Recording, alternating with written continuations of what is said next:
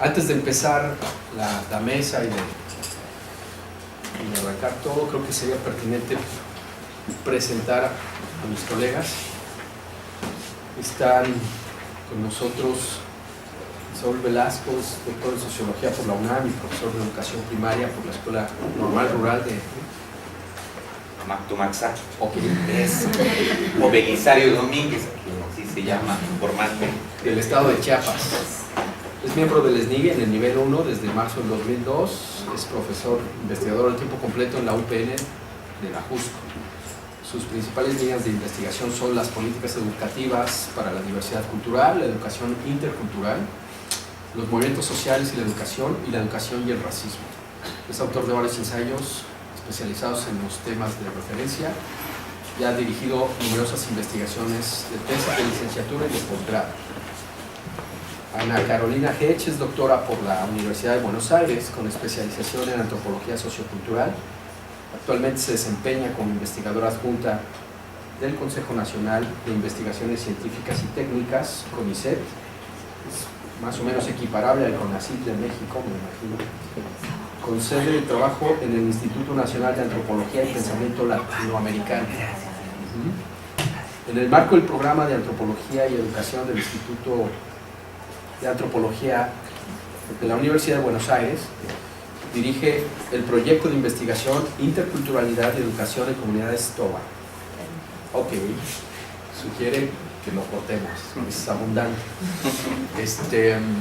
Bueno, yo soy investigador adscrito al DIE, también soy profesor de la UNAM, de asignatura.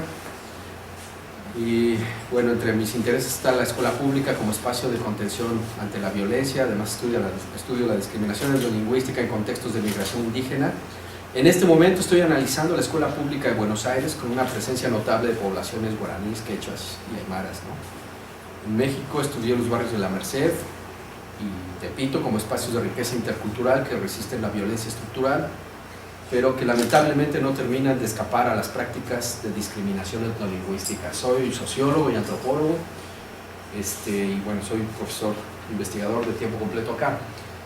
Lamentablemente nos iba a acompañar una colega, una egresada de esta institución, una doctora en ciencias, Sandra Aguilera, y bueno, se nos adelantó en el camino.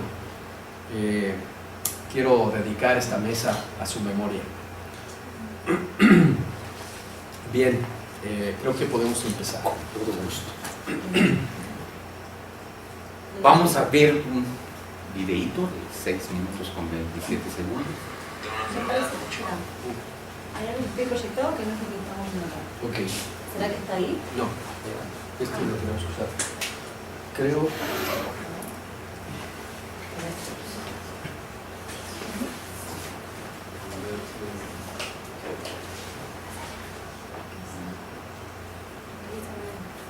Sí, Lo que lo que está proyectando es el...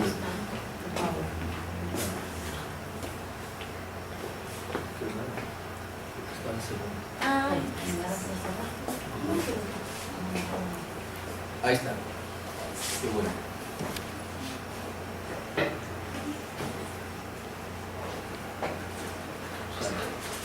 De este país. Como la corrupción lo es, como el narcotráfico lo es. Y creo que el mayor Lo podemos correr así. problema de este país es que no nos queremos.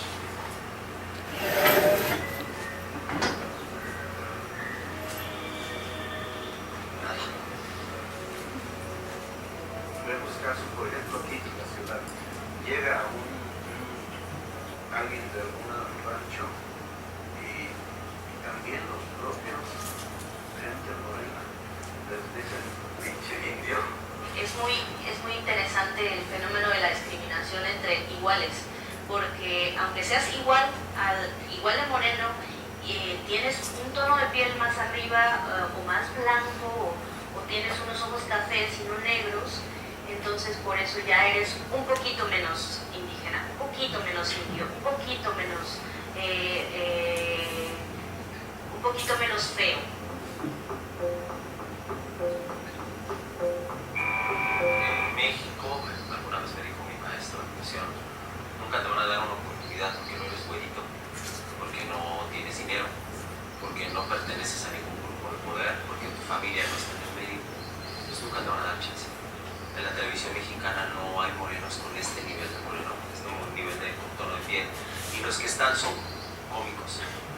son chistes. Afortunadamente, cuando yo empecé a actuar, el cine nacional empezó a contar otras historias. Empezó a contar historias de jodidos sufridores y rateros, y somos los jodidos sufridores y rateros por excelencia en este país. Una vez yo le dije a un amigo mío, muy buen amigo que hacía casting, le dije, oye, pero ¿por qué me llamas siempre para hacer esos personajes? Cabrón, yo tengo una licenciatura, güey, yo estudié periodismo. Entonces, ¿por qué me llamas para hacer eso? Y me dijo, ¿por qué eres un amigo? Me dije, no, tú no me puedes decir eso. Me dice, no. Digo, tú no me puedes decir eso porque eres mi amigo. Y si te lo digo porque soy tu amigo. ¿Sabes en cuántos castings te he propuesto de el chico fresa, el galán de la película? ¿Sabes en cuántos te he propuesto? ¿Y sabes cuántas veces me han rechazado la propuesta? Y me dicen, no, porque está muy autóctono. ¿Sabes a cuántos chicos rubios he propuesto para hacer el pandillero? Y me dicen, no, pues ¿cómo crees? ¿Quién nos va a creer que eres pandillero?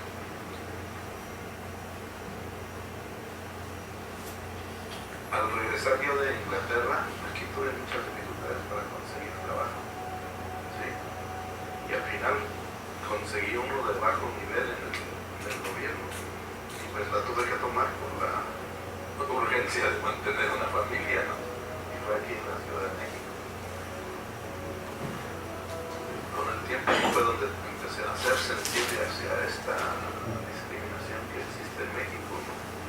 Cuando un día de repente uno de los compañeros de trabajo se me queda mirando de lejos, estábamos en una mesa y él en un extremo y en otro, y así, sin venir al caso, me dice, indio patarrajada. Y me llevaba director de área en la Secretaría de Energía, Minas e Industria para esta sala, que entonces así se llamaba.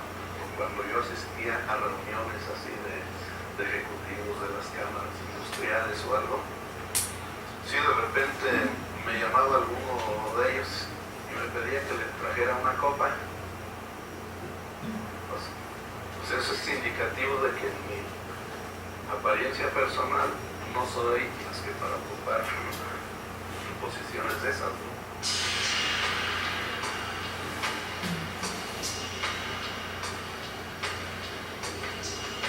Iba por la calle en mi bicicleta y de pronto una mujer chocó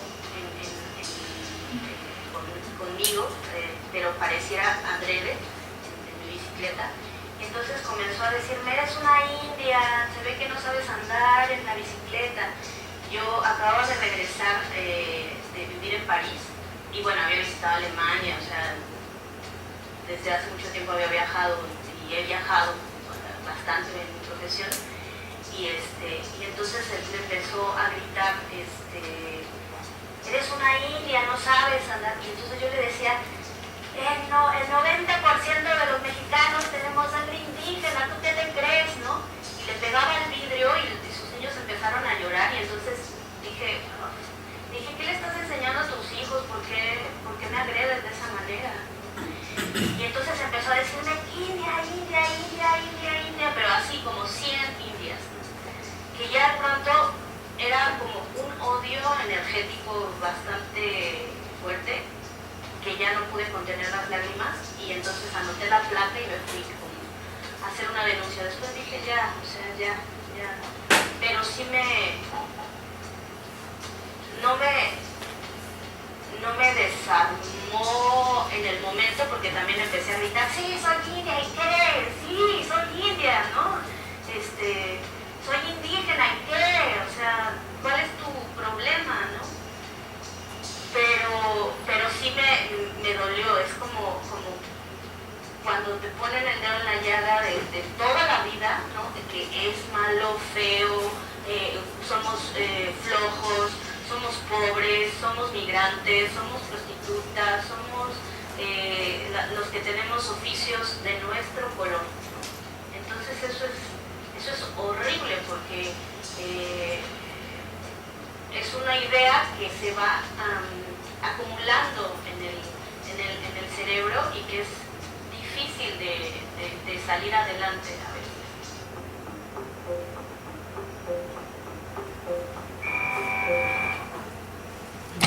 Listo. Está bien. Bueno, el videíto era para conectarnos un poquito con el tema del racismo. Me preguntaba Daniel ahorita en voz baja que, pues, desde qué perspectiva me animaba a hablar con ustedes, y pues en realidad yo he estado tanteando el terreno del tema del racismo en los niveles teóricos, aunque ahora mismo estoy en una investigación muy práctica en escuelas de educación indígena en el estado de Chiapas, y recién estoy vinculándome con escuelas primarias indígenas de la región guirrárica en la parte norte del estado de Jalisco. Hay 10 municipios guirráricas.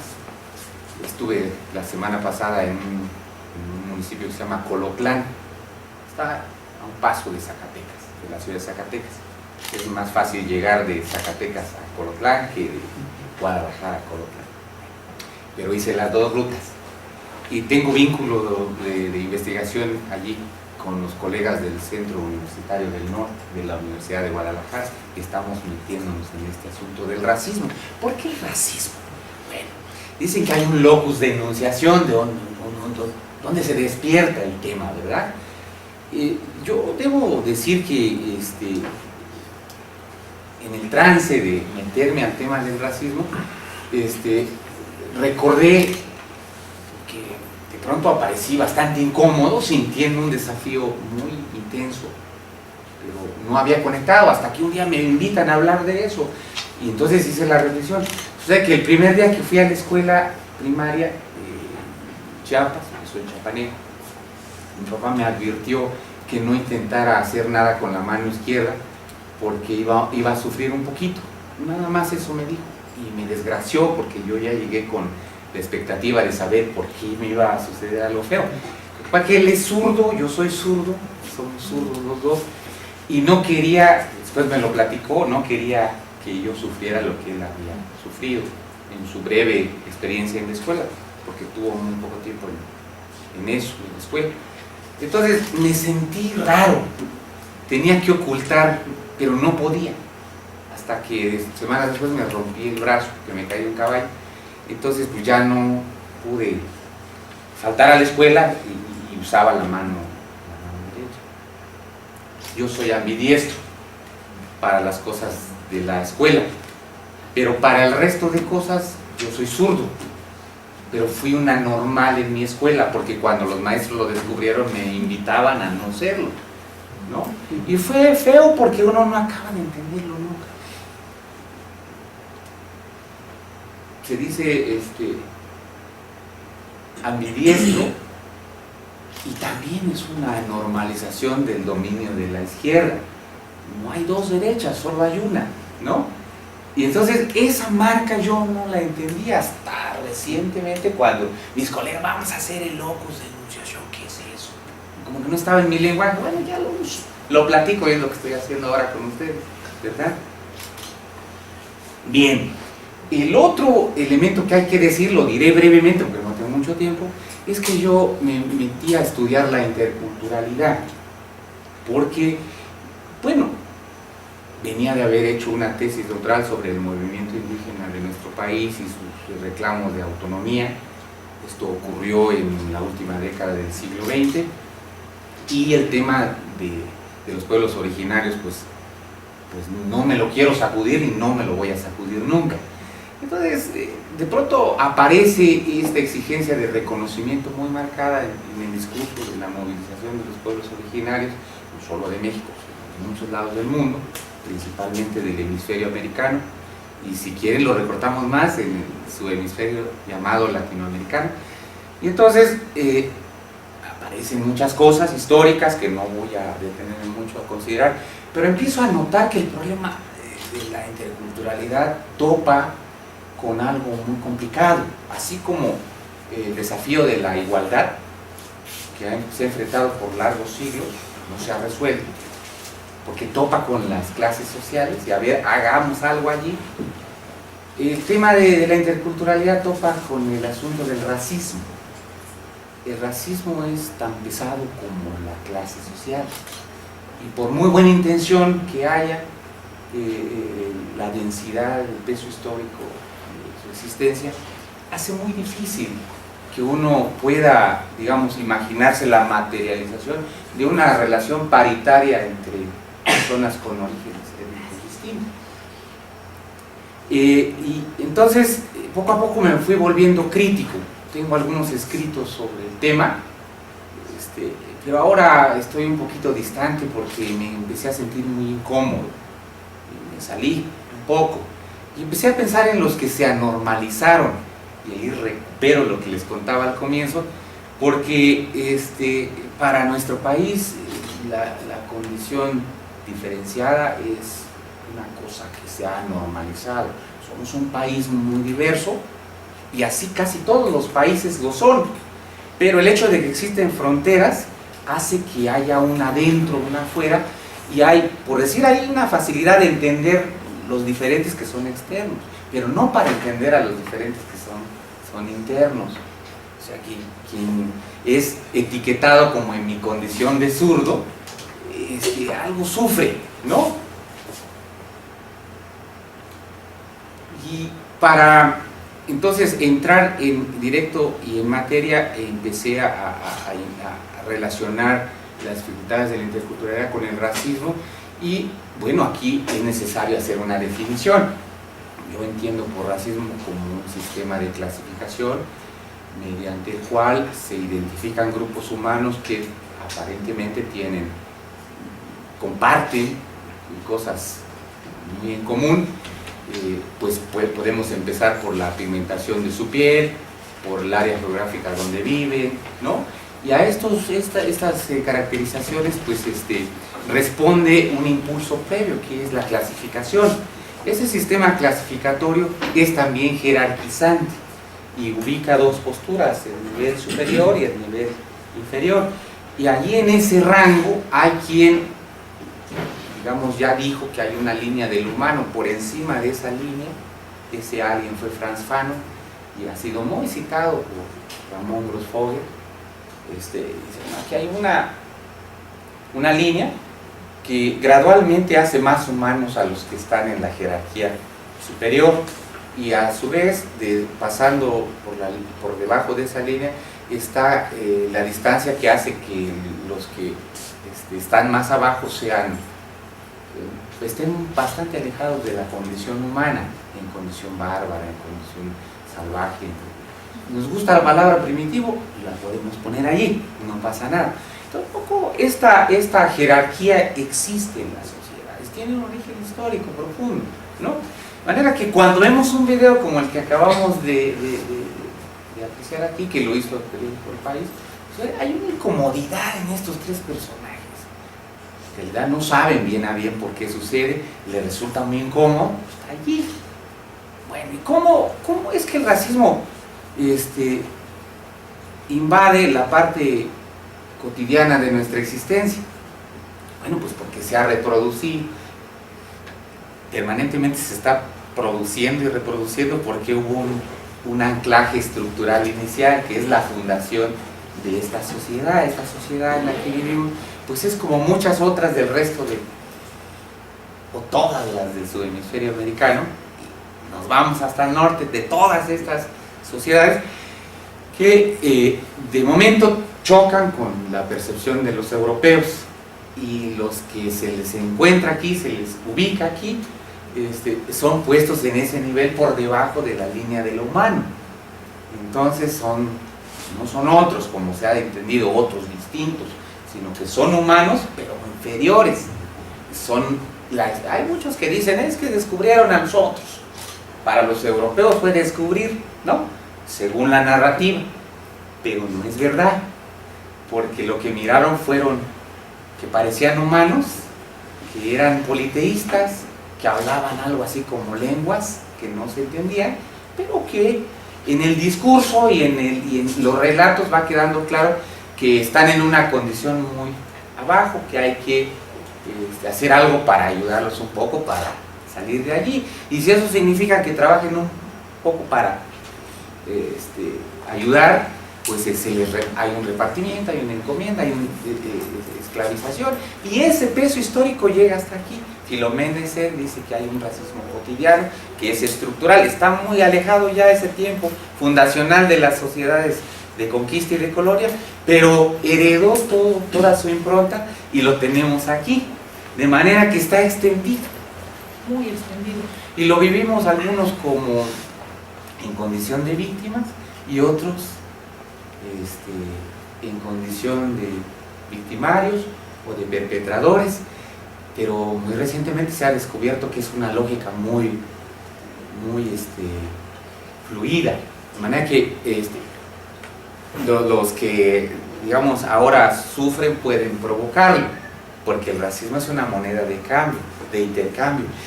Y me salto luego, porque no tengo tiempo, entro a la escuela. La escuela es una institución que tiene como interés, pues, reproducir la sociedad, y si todavía no está lograda, producirla, pero tiene impronta de estas huellas lejanas de la fundación de la sociedad o de la idea de sociedad, que llega, que se mete, y que de pronto las investigaciones que he visto que se han hecho sobre el tema del racismo en la educación lo muestran claramente. Hay contenidos de conocimiento, sobre todo en la educación primaria, secundaria, que son explícitamente racistas, y hay otros que lo son de manera sutil, ¿no?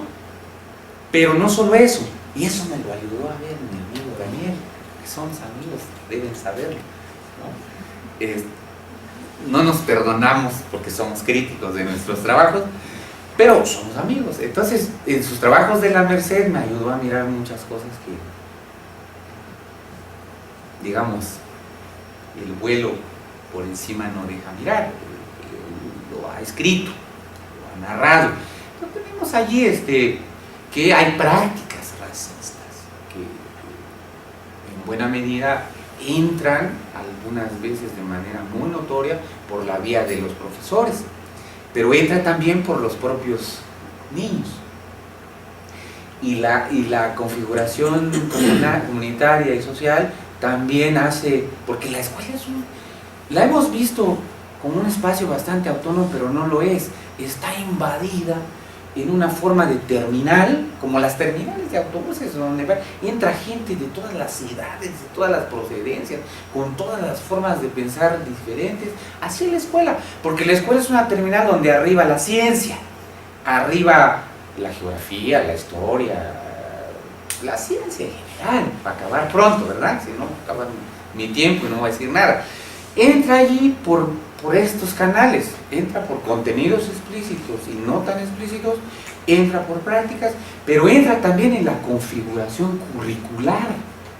Y esa es una cosa bien dramática, poco advertida. Yo he venido cacaraqueando ese huevito, es decir, la escuela, porque no genera sus contenidos de conocimientos por iniciativa propia, por la acción de los agentes que están allá adentro, sino que se somete a un plan curricular que sanciona un conjunto de expertos, que tiene una legitimidad, que no lo hace cualquiera.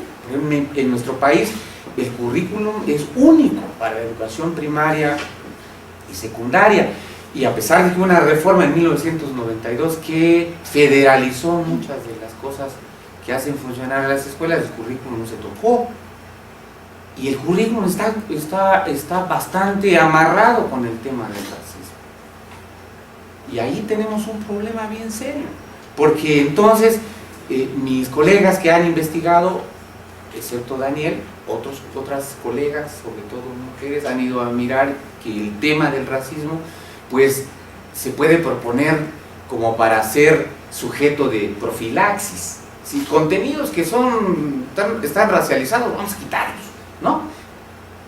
Vamos a trabajar con los maestros para decirles que eso lo entiendan y que se borren o que no se mencionen, ¿no? Prácticas, hay que ser vigilantes de uno mismo. Pero ¿cómo puedo hacer cuando el currículum en su conjunto lo mete? Bueno, ahí debo citar a un autor que se llama Pierre Bourdieu, que tiene un texto magnífico, muy breve, sobre el racismo de la inteligencia. Sucede que la escuela también tiene una misión, que es jerarquizar y que hay en esa reproducción, él lo llama la producción del racismo, el racismo de la inteligencia.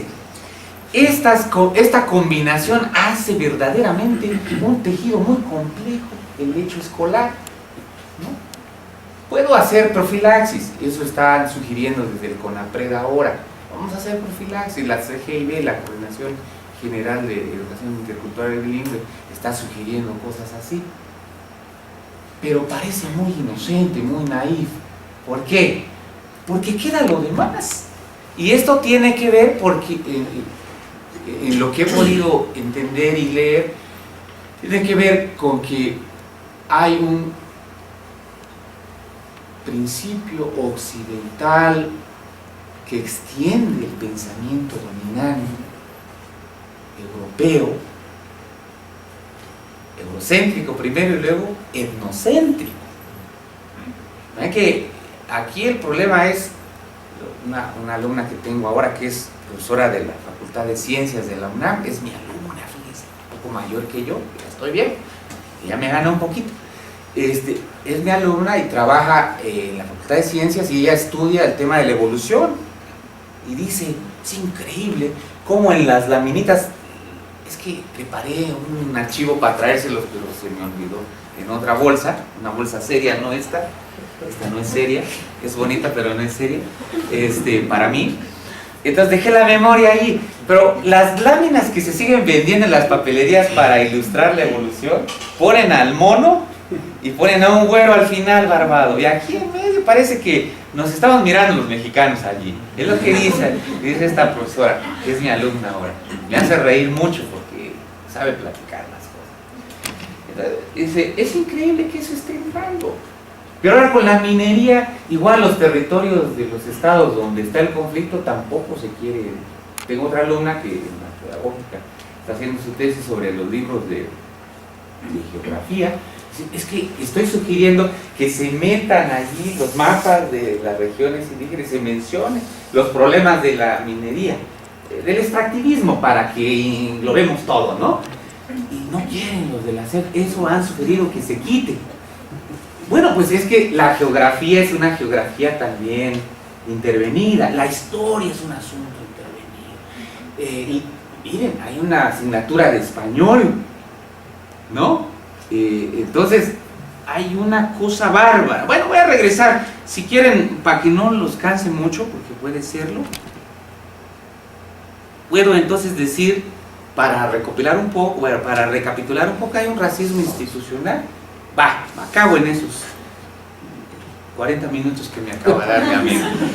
Racismo institucional, racismo cotidiano, ambos cohabitan, existen, penetran, salen, se asisten, se acompañan. En la escuela y fuera de ella, es bárbaro lo que hacen, se meten a los contenidos, a las prácticas, penetran el currículum, introyectan dispositivos en nosotros de los cuales no somos conscientes. A veces somos vehículos así inconscientes de que por nosotros, por nuestras percepciones, camina el racismo. Qué caray, ¿verdad? Bueno, es moneda corriente en nuestras interacciones. Muchas veces esto desprende pues privilegio y por eso el racismo es funcional, porque el que está arriba le es funcional que entre nosotros nos denigremos, pero el asunto, y yo ahí es donde ya propongo una intervención, es que pasa como en el caso de la modelo, la última, la que dicen que le embisten a su bicicleta, que le gritan India, India, 100 veces, eso yo no le creo, yo creo que fueron 99 veces, ¿no? Entonces a esta muchacha pues le parece que hay que defenderse, pero muy en la superficie de su percepción aparece que está interiorizada la cosa de la inferioridad o la inferiorización. Podemos ser sujetos de inferiorización. ¿Y qué creen? Que esto, muy a nuestro pesar, lo ha inducido la propia escuela. Me detengo ahí porque si no, ahí va la cosa. Gracias. Bueno, muchas gracias, Saúl.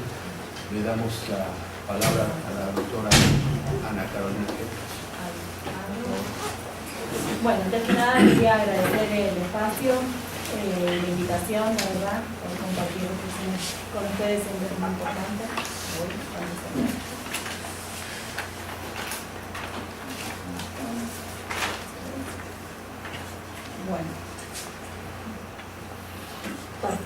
Bueno, la presentación que traía para compartir hoy se titula La gota colada a la piedra, discriminación y escolaridad en contextos de diversidad etnolingüística.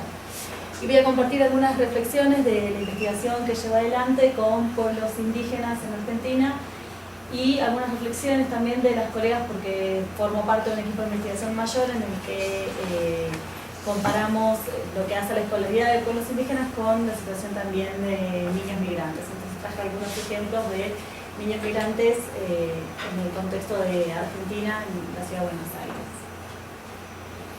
Bueno, el objetivo de la presentación, como decía, es un poco poner en discusión, como bien señalaba acá el colega también anteriormente, poner un poco en discusión el concepto de discriminación y puntualmente en el marco de los procesos de escolarización, donde me interesa. Y lo que me interesa para pensar la discriminación, sobre todo en esta exposición de hoy, es no las formas más evidentes y crudas, quizás como las del video, las que podíamos ver en el video, sino lo que me interesa en este momento es que ahora avancemos en otra dimensión también, que son aquellas que son más sutiles, las que son más negadas, las más naturalizadas, fragmentarias, aquellas hechos discriminatorios más solapados que se cuelan todo el tiempo en las experiencias escolares. Primero, para contextualizar un poco, si bien es el refiere de la exposición, como decía, el caso argentino y cuestiones que se pueden extrapolar, me parece, para el caso mexicano, pero lo que me interesa de pensar estos hechos de discriminación, como decía, en los espacios escolares y los más naturalizados, sobre todo son en las políticas escolares recientes, que son políticas escolares muy abiertas a la diversidad y atentas a la inclusión de todo lo que hace a la otredad etnolingüística. Pero históricamente lo que sabemos es que las planificaciones escolares para las poblaciones indígenas han tenido dos grandes tendencias: aquellos modelos más homogeneizadores que solapan, niegan, tapan la diversidad, y aquellos estos más recientes, en el contexto por lo menos argentino de los 90 en adelante, todo lo que hacen los modelos escolares que explícitamente incluyen a la diversidad y que son atentos a la inclusión de todo lo que hace a la otredad, que en el caso de Argentina quedan englobados en lo que se llaman las políticas de educación intercultural bilingüe. Pero como les decía, lo que me interesa que pensemos, o pensar y mostrar algunos ejemplos para que podamos reflexionar es justamente cuál es el alcance de esta política educativa y cómo se puede hacer mención a hechos de discriminación en el marco de una política que aparentemente incluye a la diversidad. Las políticas de educación intercultural bilingüe, como saben, esto sí a nivel de toda la región, son políticas que son abiertas y que están pensadas para la atención de las necesidades de estos grupos que se catalogan como diversos. Puntualmente dentro de la educación intercultural bilingüe me interesa que pensar en tres aspectos chiquitos, puntuales, para no extenderme con el tiempo. Por un lado, lo que hace a los alcances de la interculturalidad, pensar en cómo se piensa los destinatarios, qué pasa con la construcción que se hace de los destinatarios dentro de estas políticas, con la definición de los contenidos escolares, cómo es el tratamiento del tema indígena en la escuela, y esto un poco mirando lo que pasa en las escuelas de educación intercultural y un poco también por fuera. Y por último, reflexionar sobre las nociones de bilingüismo, cómo se trabaja todo lo que refiere a la diversidad sociolingüística en los espacios escolares. Con respecto a los alcances de la interculturalidad, cuando pensamos en quiénes son los destinatarios, en general en la región, cuando vemos las políticas de educación intercultural bilingüe, solamente se piensa en los pueblos indígenas como los legítimos destinatarios de la educación intercultural bilingüe.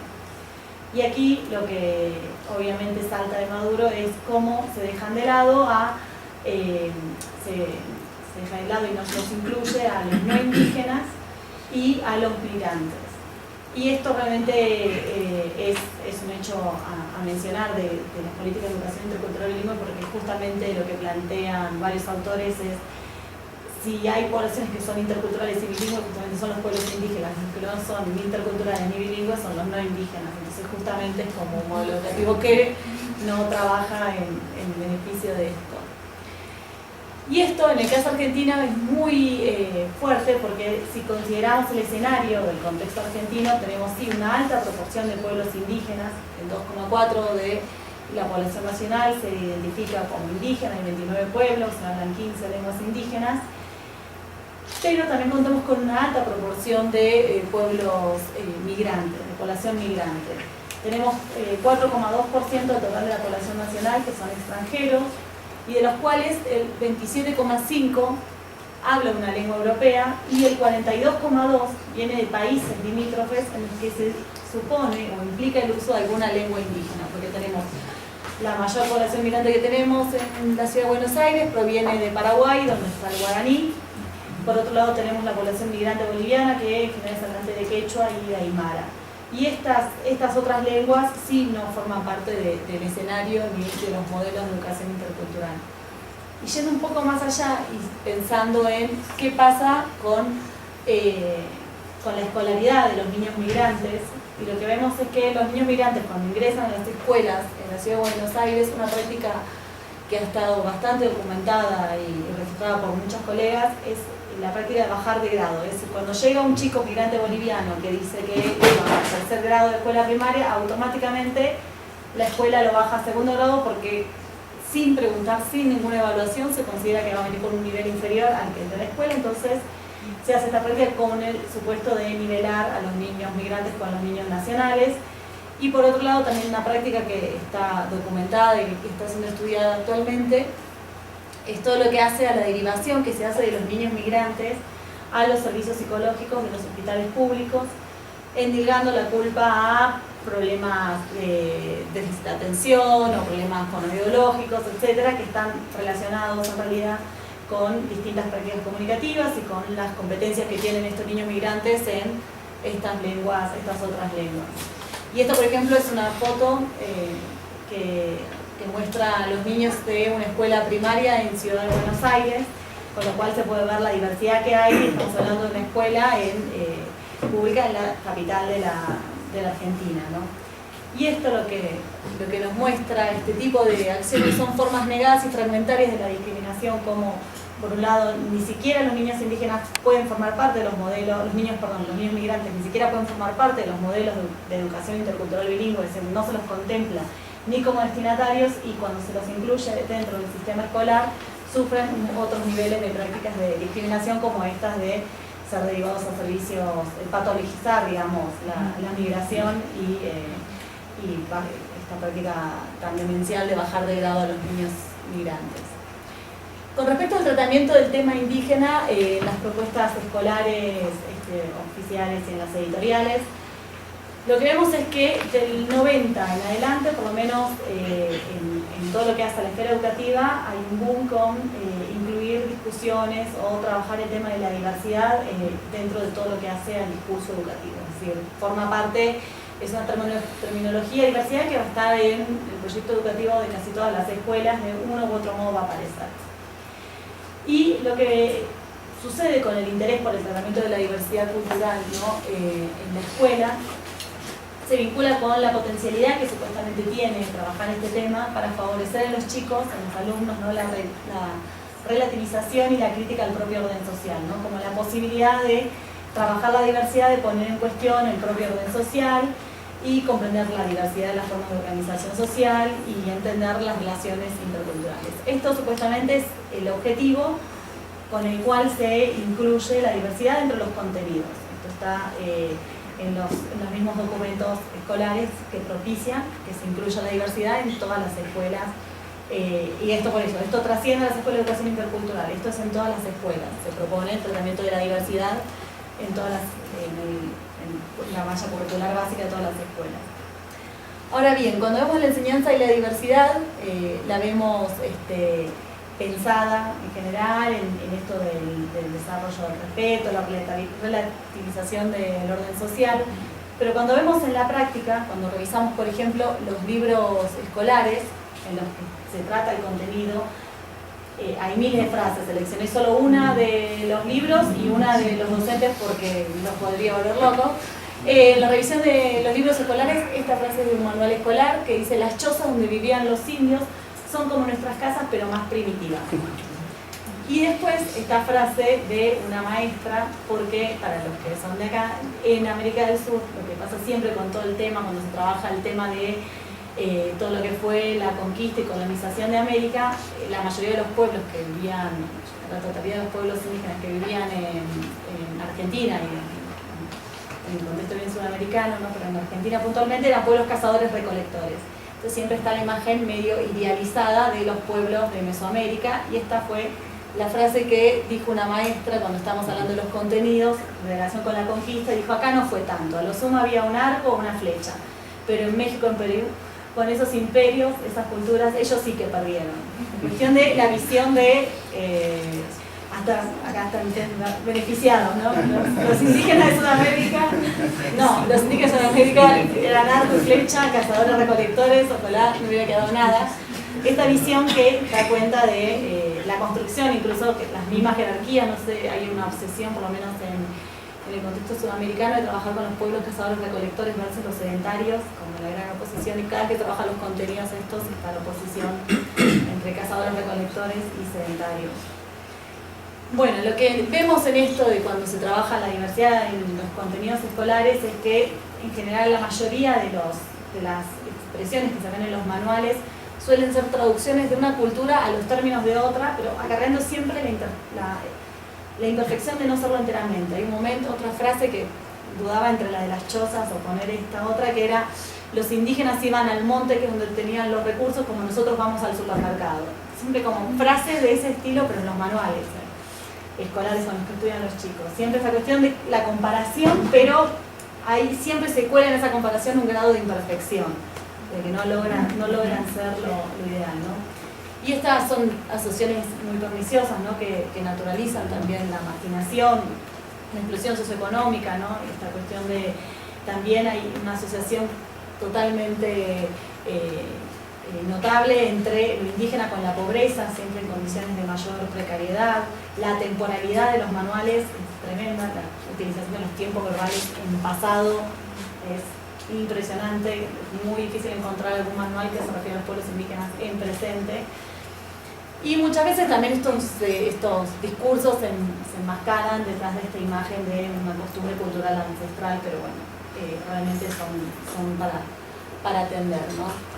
Lo que vemos finalmente que pasa con los contenidos escolares en la escuela es que esta comparación realmente no lleva al cuestionamiento de lo propio, que sería el objetivo inicial, que sería interesante que realmente los chicos, sí, cuando vean la diversidad, entiendan, puedan poner un cuestionamiento a su propio orden social para justamente matizar el homocentrismo que todos tenemos. No se logra eso justamente, sino que siempre aparece la sociedad occidental como el parámetro de normalidad desde el cual se mide y se evalúa todo lo que entra a su alrededor, para bien o para mal, pero siempre es desde ese parámetro que se mide, ¿no?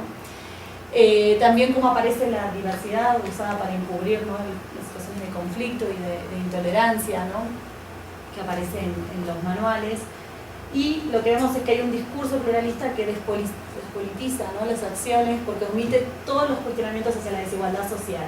Siempre queda todo detrás de ellos son así, ellos viven en casas más pobres, naturalizando totalmente la desigualdad social que hace que haya poblaciones que estén en condiciones de interiorización económica.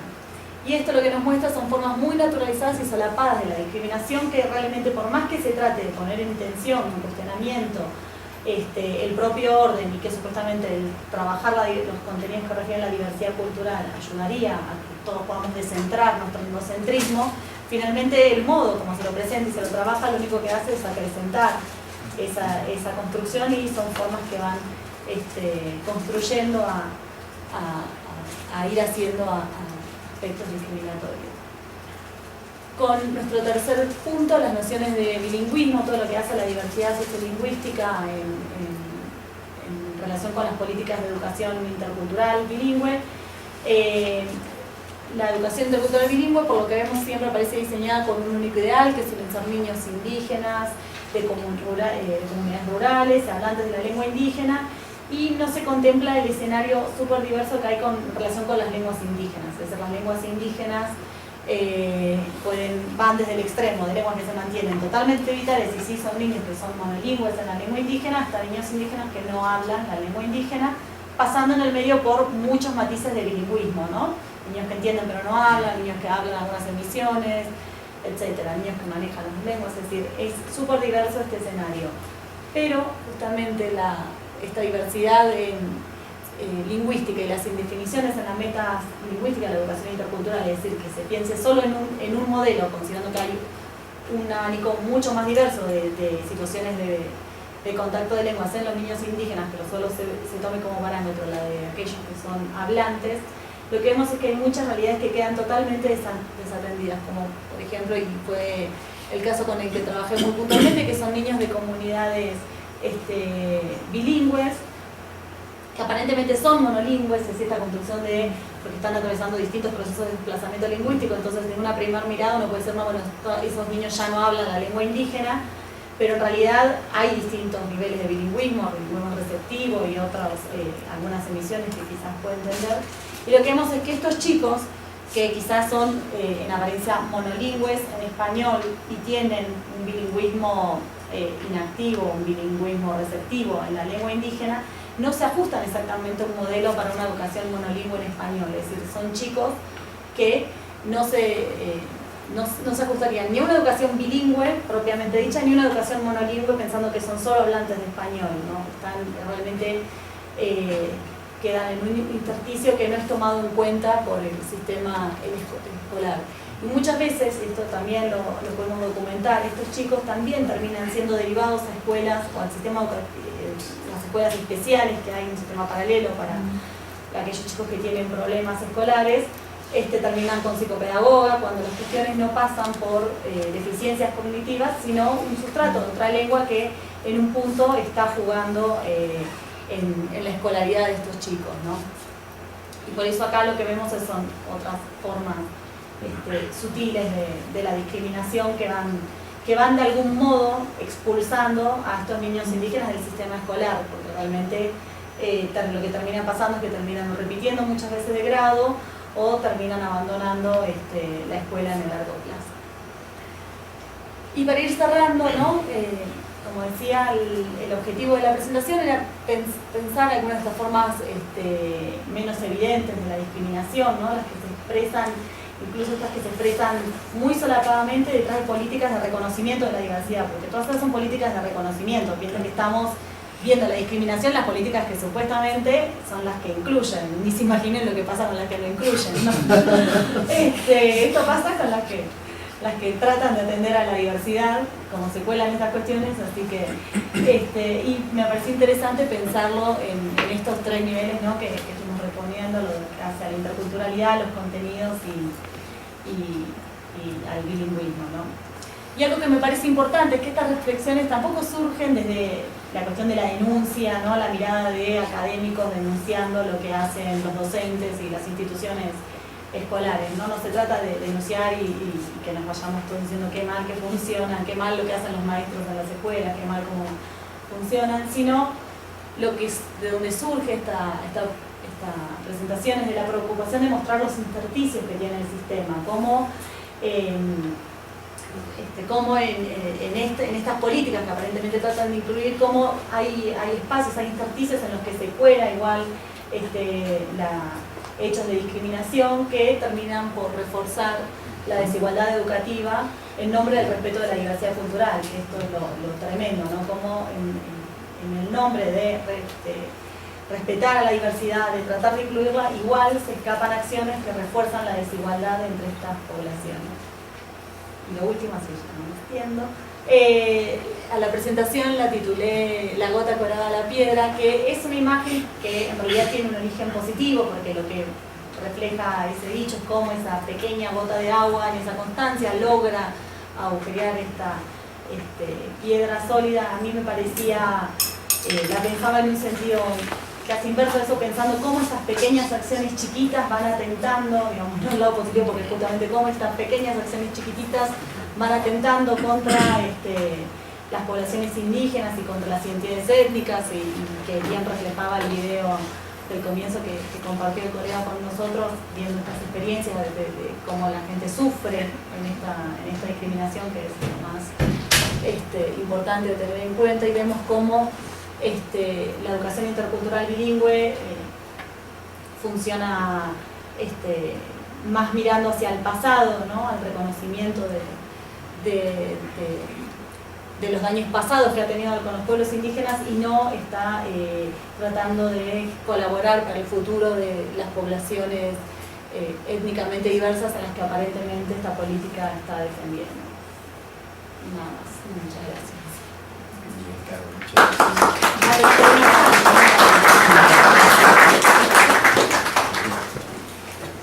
¿Qué pasa la compu?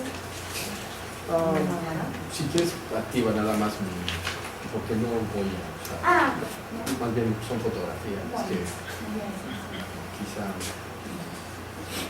Bueno, empezaba yo con una cita de Nancy Shepard Hughes, pero creo que la voy a omitir. El tema de la mortalidad infantil fue como la gran sorpresa que me llevé en este segundo contexto. No es como el cuarto contexto del trabajo de campo en Buenos Aires. Me rebasó el dato duro, la realidad misma, ¿no? Y bueno, he regresado muy impactado por lo que estamos encontrando, ¿no? Claro, evidentemente hay episodios de un racismo burdo, grotesco, entre pares, que es lo que más me inquieta, ¿no? Pero bueno, si bien he pretendido comprender las causales sociales y económicas del ausentismo escolar de niños indígenas, el trabajo de campo, tanto en la Ciudad de México como en Buenos Aires, me reveló historias de resistencia y de dignidad que me hicieron cambiar algunas interrogantes. O sea, en algún momento, efectivamente, etnográficamente uno se ve como obligado, no a documentar, sino un poco lo que decías, que justamente que no es lo que quieres hacer. Se ve uno como obligado a denunciar la praxis del racismo porque es brutal, ¿no? Pero en algún momento empiezas a darte cuenta de que hay actitudes, creencias, incluso desde las personas que experimentan en calidad de víctimas, prácticas reflexivas y de resistencia sumamente complejas, ¿no? Por ejemplo, los niños, en el caso de la Ciudad de México, encontré que los niños hablaban en otro idioma a la hora del examen. Una condición que es absolutamente irreverente frente a la idea de que en el examen hay que guardar silencio y no hay que pasar las respuestas. A mí no me queda del todo claro que estuvieran pasándose las respuestas, pero entre ellos, digamos, una actitud picaresca, ¿no? Contestataria frente a profesores que tenían prácticas absolutamente racistas. Ese tipo de cuestiones, que yo llamo agencia y reflexividad, me parecían importantes empezar a documentarlas. Bueno, mientras que en el caso de México terminé abordando aspectos discriminatorios de la vida escolar inherentes al trabajo infantil indígena, en el caso de Argentina lo hallado rebasó todas mis prenociones. Lo que encontré tiene que ver más con violencias estructurales atribuibles a la esclavitud y a la lucha entre cárteles locales por el control de la venta del paco. Estoy hablando en un lenguaje local, están haciendo alusión a la pasta básica de cocaína, acá le llamamos crack, ¿no? En la etnografía de la vida villera en Buenos Aires, el racismo y la vida académica se disuelven ante una escuela que parece atender notablemente el problema de la discriminación, o al menos está intentando enfrentarlo, a diferencia del caso en México, en donde sí se naturaliza de una forma brutal. Encontré, claro, había profesores de la más diversa naturaleza, algunos que lo ejercían y otros que se indignaban y que estaban tratando de contender exitosamente contra el problema de la discriminación de los chicos indígenas, ¿no? El tema es abrumador. En la Merced yo me encontraba, por ejemplo, salones con 30 idiomas, además del español, ¿no? En Buenos Aires me decían, pues de un salón con 30 chicos tenemos que 26, 27 son aymaras, son guaraníes, son quechuas, y los otros 3 son argentinos, pero en realidad son de padres aymaras, quechuas, etc. O sea, son migrantes de segunda generación que igual vienen de comunidades étnicas, ¿no? O sea, prácticamente no encontré niños con la caracterización fenotípica clásica del porteño. En años anteriores sí me encontré salones, o sea, es evidente cómo se transformó, en el caso de estudio, se transformó la composición étnica de las aulas, y es, bueno, a mí me parece fascinante.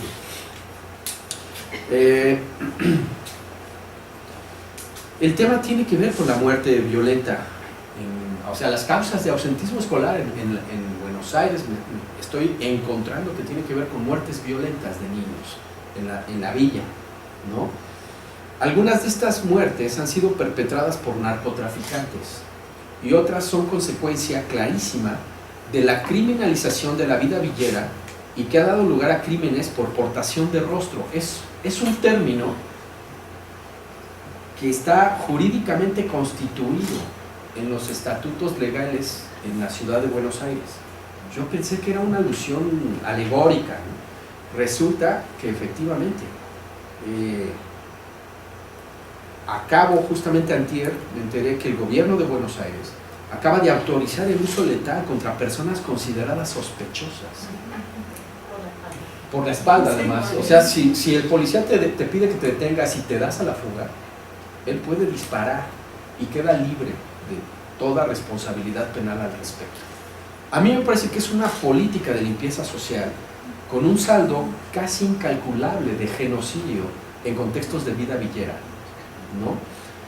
Digamos, esa es la parte que regreso realmente impactado, porque en 3 años que he estado estudiando el contexto de la escuela en la vida villera, tengo conocimiento de que en esta escuela ha habido prácticamente 5 estudiantes muertos, ¿no? A mí me parece que es un dato escandaloso. Bueno, voy rápidamente a describir el caso de la Merced, no voy a profundizar mucho en ello, hay algunas publicaciones ya ahí hechas y creo que vale mucho la pena, coincido mucho con los dos colegas en buena parte de lo que ya han dicho. Desde los primeros días en las escuelas de la Merced, observé prácticas de rechazo social a las formas de vida campesinas y a los usos de lenguas indígenas. Esto me motivó para entrevistar a migrantes de primera generación. Entrevistamos prácticamente 46 niños provenientes de zonas rurales y campesinas con antecedentes de bilingüismo, quienes fueron considerados como indígenas por el colectivo escolar. Los demás se decían mestizos, pero cuando hablabas con ellos te dabas cuenta que también venían de Guerrero, de Oaxaca, etc., pero que por el simple hecho de hablar perfectamente el español ya no se consideraban indígenas, ¿no? Lo que encontré es que la discriminación de inmigrantes es una práctica institucionalizada en las vidas escolares, pero esta suscita respuestas interesantes que bien pueden pasar por formas contraculturales, en donde el bilingüismo paradójicamente adquiere la forma de un mecanismo de resistencia al racismo. Bueno, el ausentismo escolar y las ideas de rezago. Entre las causas más comunes de ausentismo escolar en la Merced están los regresos anuales a los pueblos de origen durante las fiestas patronales, pero los profesores se quejan más de las ausencias durante las vendimias locales en el mercado de la Merced. La más importante es la fiesta patronal de la Virgen de la Merced del 24 de septiembre. Los chavitos dejan ir a la escuela prácticamente una semana antes de la fiesta de la Merced, ¿no? Es que estas fiestas implican ausencias importantes, pues generan tanto trabajo que las familias prácticamente terminan exhaustas y es común que al día siguiente los niños no asistan a la escuela, ¿no? Hay un periodo especialmente prolongado, desde el 1 de noviembre, desde el Día de Muertos, hasta bien entrado enero, pasando por el 12 de diciembre, fiestas navideñas y de fin de año. En este periodo los niños dejan de ir a la escuela desde el Día de Muertos y no vuelven, o lo hacen muy irregularmente, hasta pasado el Día de Reyes, el 6 de enero. Esto obviamente tiene una repercusión desde la perspectiva del profesor y de la imagen que tiene de lo que son los niños indígenas. Este ausentismo interrumpe las dinámicas de enseñanza y genera lagunas de aprendizaje. Esto es literal, son frases literales de los profesores que impiden al docente continuar con objetivos didácticos. Irremediablemente surge la idea de rezago escolar como categoría de clasificación en el aula. Hay un proceso inmediatamente clasificatorio, ¿no?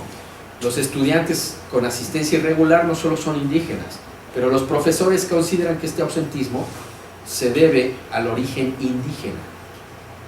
Esta creencia omite, por cierto, el peso de la pobreza y las inherentes prácticas de trabajo infantil que definen las estrategias de reproducción de estas familias. Es decir, si bien es innegable que el ausentismo escolar representa un problema de rezago académico, pues también es cierto que se trata de familias en condiciones de pobreza con tal magnitud que el trabajo infantil es definitorio del ingreso alimentario del grupo.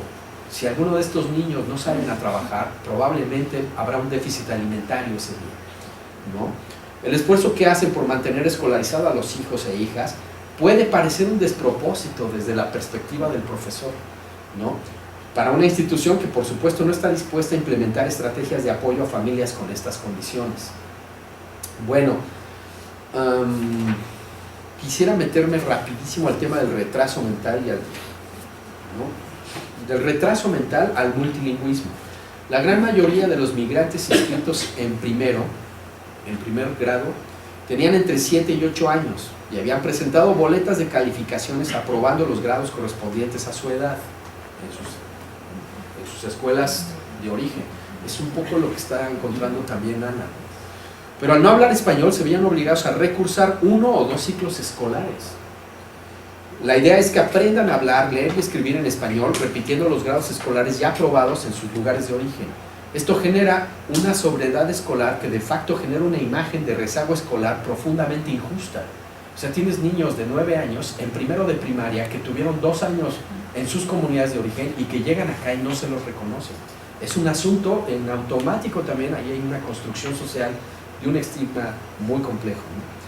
El problema más complejo es que algunos de estos niños son diagnosticados con retraso mental por sus profesores. En realidad se trataba de niños monolingües cuyos profesores no encontraron mejor forma para ayudarles, transfiriéndoles al área de educación especial y solicitando que tomen clase en grupos de educación especial diseñados para niños con sordera.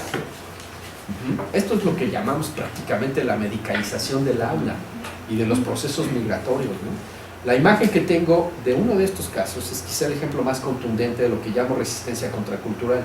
Es un niño mije que llegó a primero sin hablar español, fue considerado como retrasado mental. Durante el primer año formó parte del grupo de sordomudos. 1 año y medio después, el mismo chico era perfectamente bilingüe e igual jugaba con los niños autodenominados mestizos que con indígenas, pero además se comunicaba en lenguaje de señas, en lo que supongo eran apasionadas conversaciones con chicos de su edad, pero que eran sordos. Cuando terminé mi trabajo de campo, este niño se inscribió a segundo hablando, escribiendo y leyendo perfectamente el español. Supongo que la temporada que pasó en las aulas especiales no fue tiempo perdido. Aprovechó la interacción cultural con sordos y aprendió su lenguaje. Entiendo que nuestra pretendida educación intercultural bilingüe, pues es una mera alegoría. La lucha la siguen dando nuestros hermanos mijes, mixtecos, tojolabales y tantos otros, al margen de los ostentosos recursos asignados a la educación intercultural, por un proyecto que me parece que no está haciendo las cosas correctamente. Bueno, ahora me meto de lleno al caso de la escuela pública en Buenos Aires. Mi interés por analizar la escuela pública argentina tiene que ver con su desprestigio, ligado al hecho de que es un lugar de acogida de poblaciones indígenas y migrantes. Al menos son 2 discursos de opinión pública que se vuelven más estridentes cuando se escucha incluso a colegas decir que no creen en la educación pública como espacio formativo para sus propios críos. Lo que en especial ha llamado mi atención es el estigma del migrante y su impacto en la construcción de un discurso pues, prácticamente oficial. Pienso en el bombardeo de Macri cuando gobernaba Buenos Aires, sobre el adelgazamiento de la calidad educativa de la escuela pública. Detecto un discurso que en apariencia pasa por desprecio de clase. Ojo con eso, ¿no? Pareciera que es una cuestión de estigma a la clase social, pero en el fondo también implica un asunto de discriminación etnolingüística. Es decir, no es la pobreza, sino la etnicidad que portan los migrantes lo que parece suscitar tanto rechazo a las aulas multiétnicas. La gravedad sociológica de este proceso es que coloca en segundo plano el debate sobre la escuela como contexto intercultural y sobre todo el complejo papel de la enseñanza estandarizada de la lectoescritura en español, lo que encuentro en términos, digamos, de afinidad entre México y Argentina. Quizá me atrevería a nombrar incluso el nombre, dar el nombre del barrio en Buenos Aires, entre La Merced y Sildañez. Es que los planteles que estoy estudiando se apegan aparentemente a modelos de educación intercultural, pero terminan enseñando o estandarizando en el proceso de lectoescritura en español, ¿no? Y eso a la larga favorece, por supuesto, el abandono o puede llegar a favorecer el abandono de la lengua materna. Al menos como proyecto de Estado es un asunto muy complicado y muy cuestionable.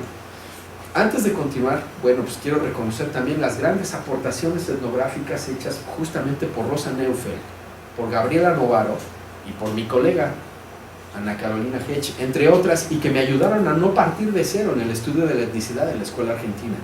Particularmente aplaudo la idea de que la escuela no solo es productora, reproductora de etnocentrismos discriminatorios, sino que de alguna forma contribuye a naturalizar este fenómeno. Bueno, de modo que me propongo analizar algunas creencias que alimentan la discriminación de población aymara, guaraní, quechua, ¿no?, cuyos hijos asisten a una primaria en una villa en Buenos Aires. Quiero aclarar una cosa: el término villa, en mi opinión, es discriminatorio, pero lo empleo en reconocimiento a las voces de mujeres que me dijeron asumir la vida villera como un acto de resistencia. Se sentían orgullosas de ser consideradas como villeras, y la verdad es que eso a mí me erizaba un poco la piel cuando las escuchaba. Esta última vez también pudimos entrar a una de las villas más complejas en Buenos Aires, Ciudad Oculta, enfrente de otro lugar que se llama Piedrabuena. Bueno, realmente yo me sentí orgulloso de poder conocer a una de estas mujeres y caminar por Ciudad Oculta acompañado de ella, una mujer con un liderazgo comunitario, mostrándome que efectivamente hay condiciones de criminalidad importantes dentro de la villa, pero que también hay gente sumamente digna que está tratando de salir adelante y de sacar a sus hijos, apostando al proyecto educativo. Esa parte me encantó. Bueno, quiero entrar de lleno al tema, la escuela como contención de violencia.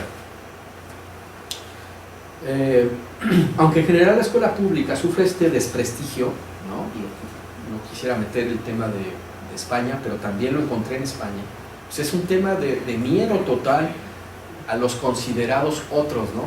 Evoco la película de Denis Arcand, Las invasiones bárbaras.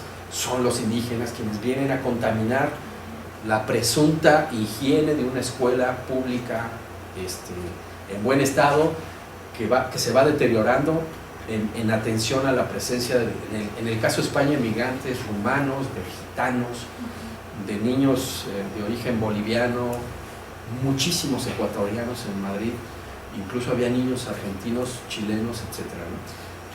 Es impresionante, el discurso se replica en Buenos Aires igual, ¿no? Da la impresión de que el otro día escuchaba precisamente al director del plantel, me decía, pues es que les impacta, ¿no?, que sus nenes vayan con los nenes de la chica que hace la cena en su casa.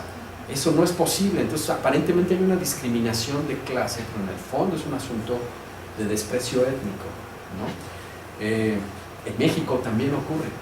El tema es que efectivamente las aulas pareciera que están confinadas a clase obrera, a personas que tienen condiciones muy precarias, ¿no?, económicas, y que terminan finalmente siendo migrantes. Entonces hay un eje también articulador desde la opinión pública en torno al desprestigio sistemático que está viviendo la escuela pública. Bueno, aunque en general la escuela pública sufre el desprestigio por la presencia en sus aulas de población migrante y de sectores medio bajos, el plantel analizado se presenta como un medio de contención ante la pobreza y la violencia estructural, como el narcotráfico y el trabajo infantil. La trabajadora social y la psicóloga son figuras estratégicas en la detención y atención de estos fenómenos, pero es el personal docente frente a grupo quien a menudo se ve rebasado por las problemáticas que detectan sus estudiantes.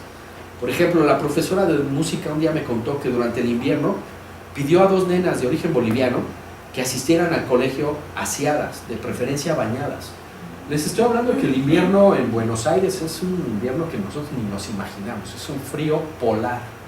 Entonces tienen que cerrar las ventanas del salón porque efectivamente hace un frío terrible. Son aulas que huelen muy mal.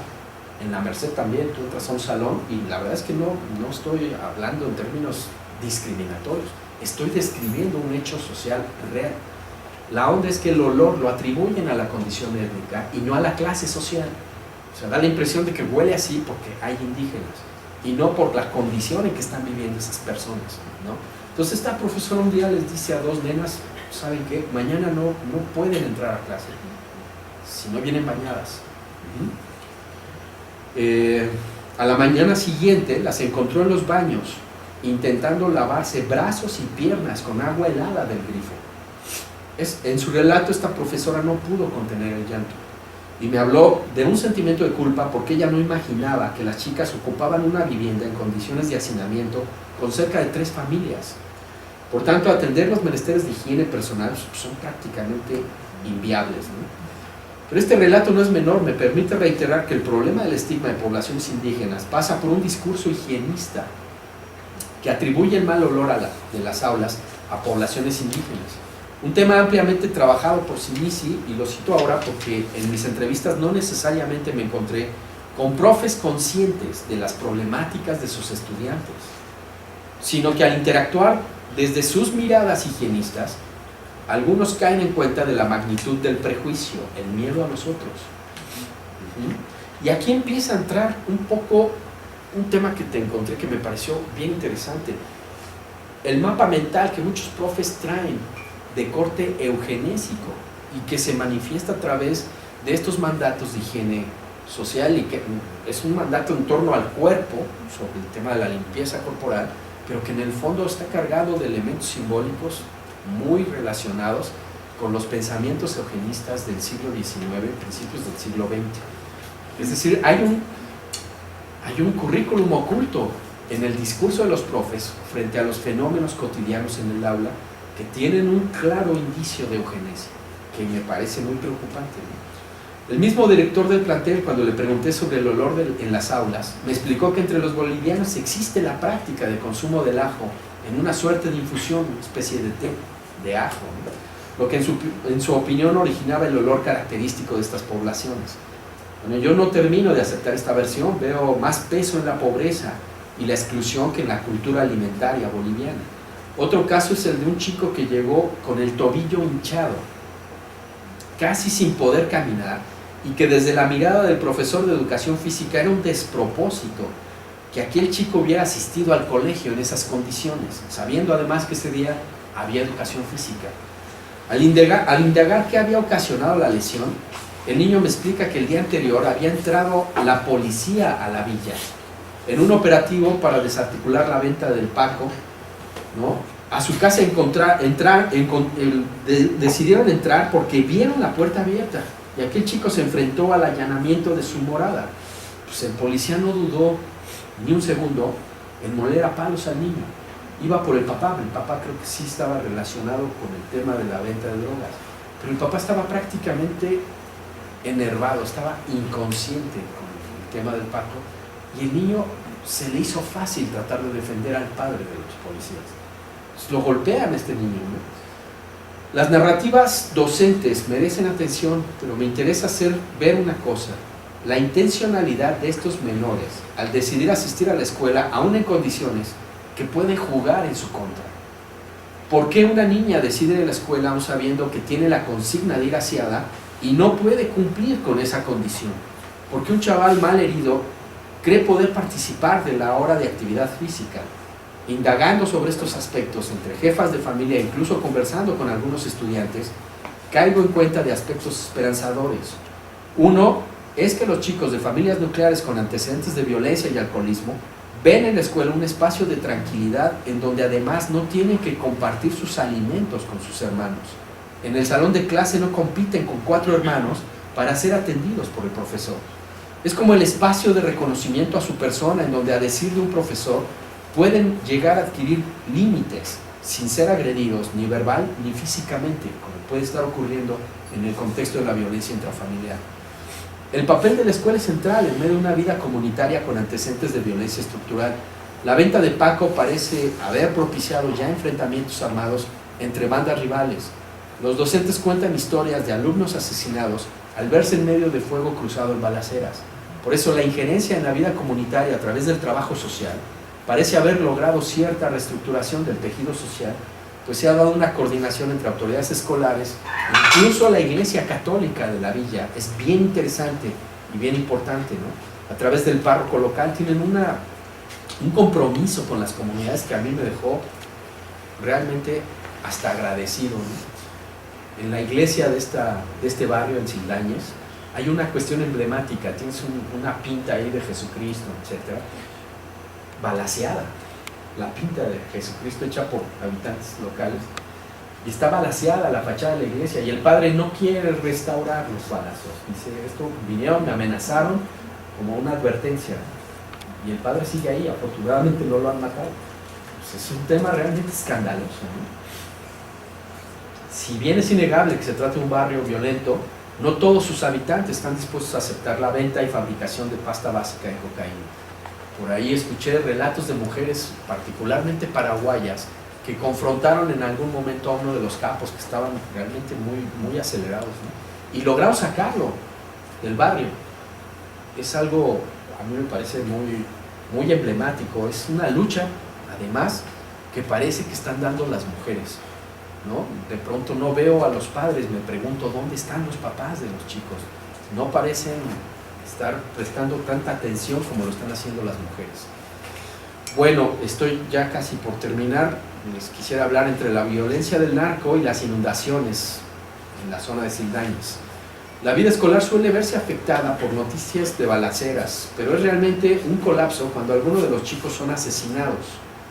En los casos que conocí, 4 en total, se trata de menores que se vieron atrapados en el fuego cruzado entre bandas de narcos. El caso más reciente tuvo que ver con una nena boliviana de apenas 8 años que iba a la tienda. Al doblar en la esquina, una bala la fulminó. Entonces la escuela modificó su rol, se vuelve un espacio para contender con estos duelos. El tema es interesante sobre todo porque muestra un contexto poco visibilizado. El contexto escolar puede ser un recurso de contención ante la violencia. Las protestas del director y del personal docente lograron que el barrio fuera atendido y apoyado a través de una suerte de equipamiento en materia de atención del Estado. Se han hecho presentes oficinas ambulantes del gobierno para dar causa a trámites migratorios de poblaciones provenientes de países limítrofes, especialmente oficinas, les llaman contenedores, que pusieron en la zona para regularizar el proceso migratorio y otorgar condiciones de ciudadanía que hacen más legítimo el derecho al trabajo, a la educación y a la salud pública.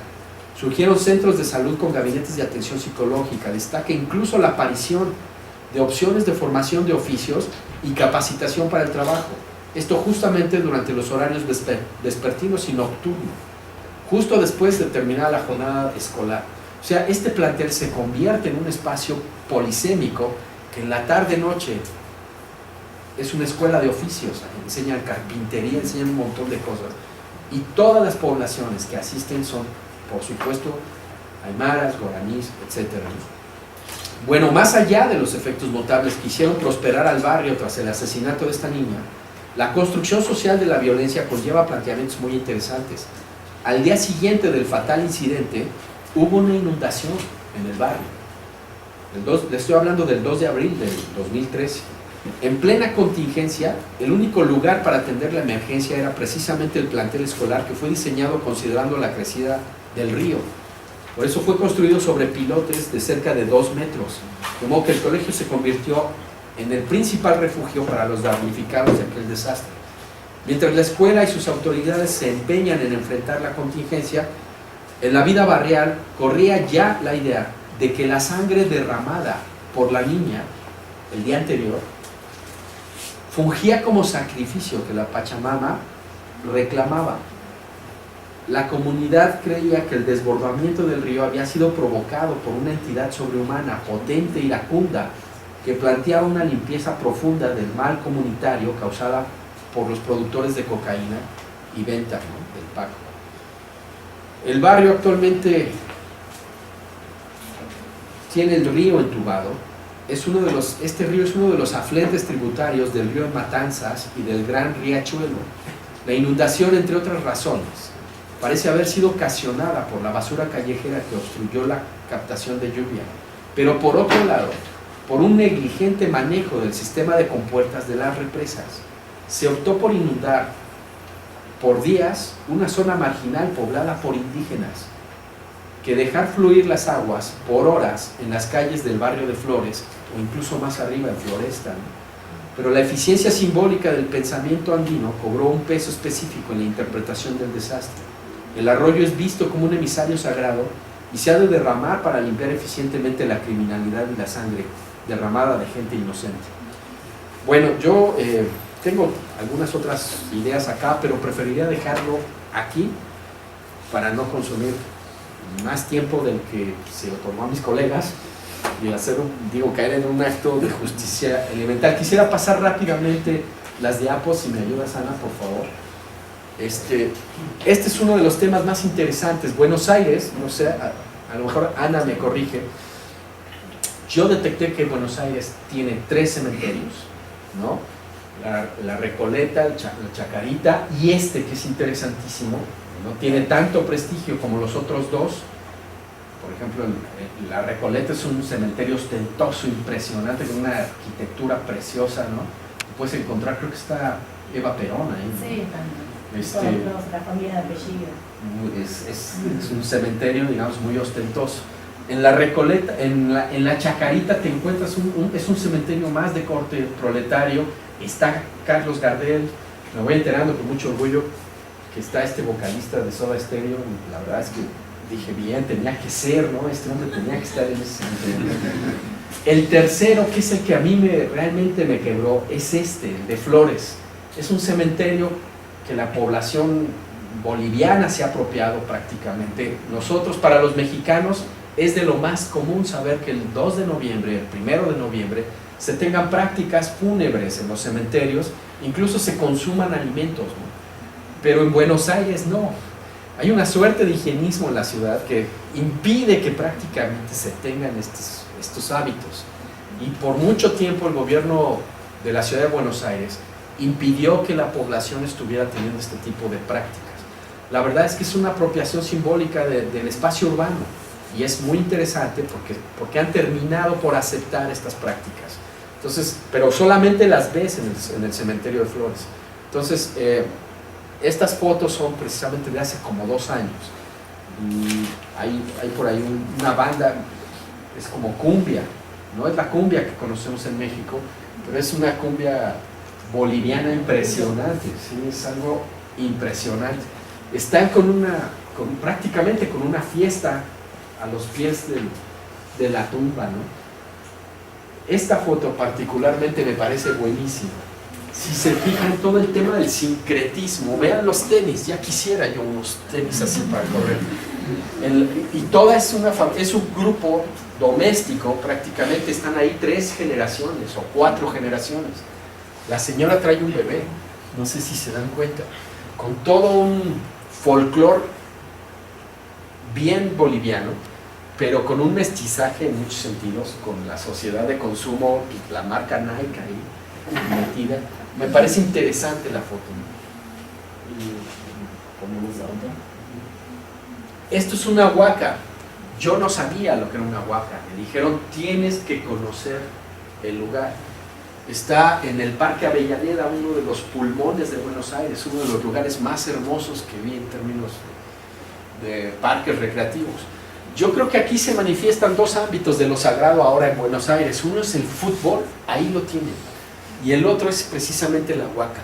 La huaca es una especie de eje del mundo, ¿no? Es un lugar sagrado para las poblaciones indígenas, y el gobierno de Buenos Aires reconoció ese lugar como un lugar sagrado indígena, ¿no?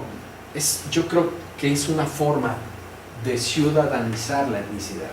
Es algo bien interesante. Por eso me atreví a citarlo y a tomar la foto, ¿no? El otro tema también de apropiación simbólica, esta es una foto adentro de la villa.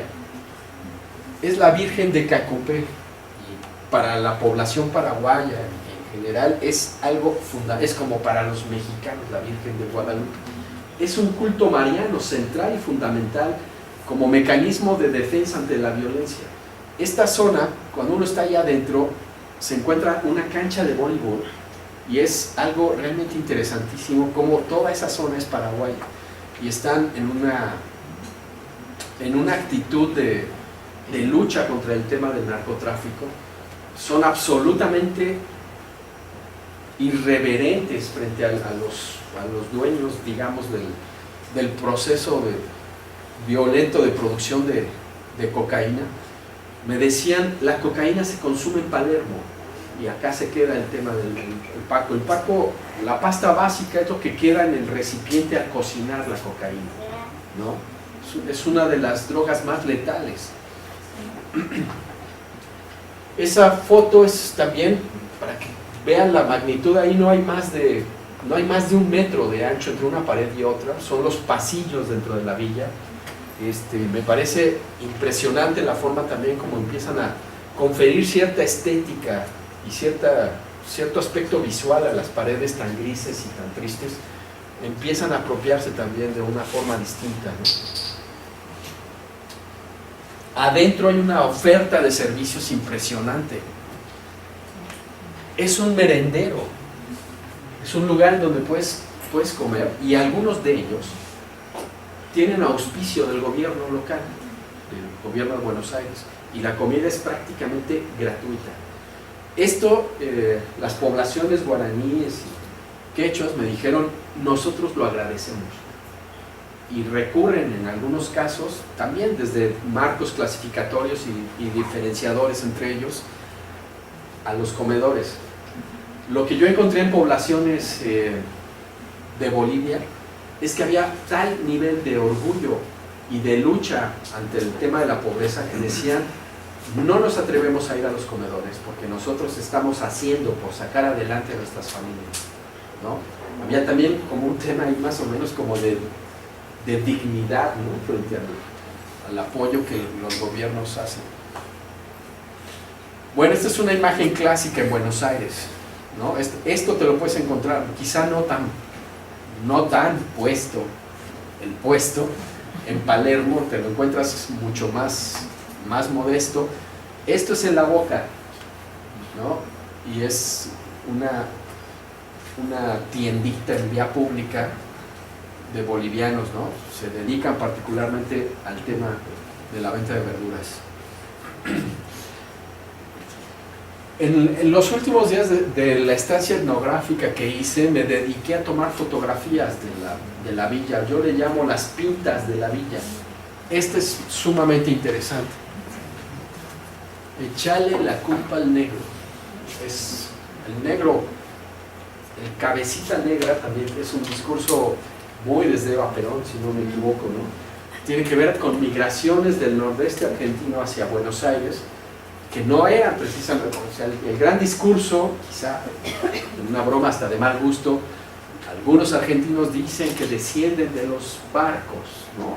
Hablando de la migración tana italiana o europea, ¿no? Yo estoy convencido de que algunos argentinos porteños también descienden de los colectivos. Esta población, colectivos son autobuses, lo que nosotros llamamos camiones foráneos, a ellos les llaman colectivos, por eso digo descienden de los colectivos, vienen de Salta, de Jujuy, etcétera, ¿no? El fenotipo tan característico que ya estuvimos discutiendo con el planteamiento de Saúl, te lleva a un lugar común, a pensar en automático que se trata de un extranjero, probablemente un boliviano, etcétera. Pero cuando platicas con la gente, es muy probable que algunos de ellos sean efectivamente migrantes, pero argentinos de Salta, de Jujuy, etc. El fenotipo es exactamente el mismo entre un boliviano y una persona de Salta, ¿no?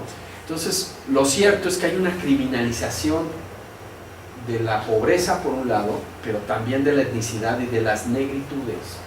El caso es característico.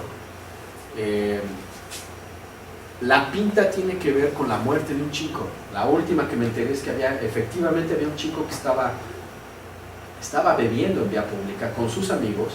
Es un niño egresado de la primaria, tendría 12 o 14 años en el momento en que muere, y resulta que la discriminación étnica o por diversidad de origen está cubriendo una diferencia de clase. Es como decir que no hay una estructura colonial que ha construido esa división de lo que es indígena es menor de valor que lo que es, en este caso, en este país mestizo. Estoy pensando, por ejemplo, en ahora el caso del éxodo migrante, que se empezó a decir, no, es que no es racial la discriminación, sino que es por ser pobre.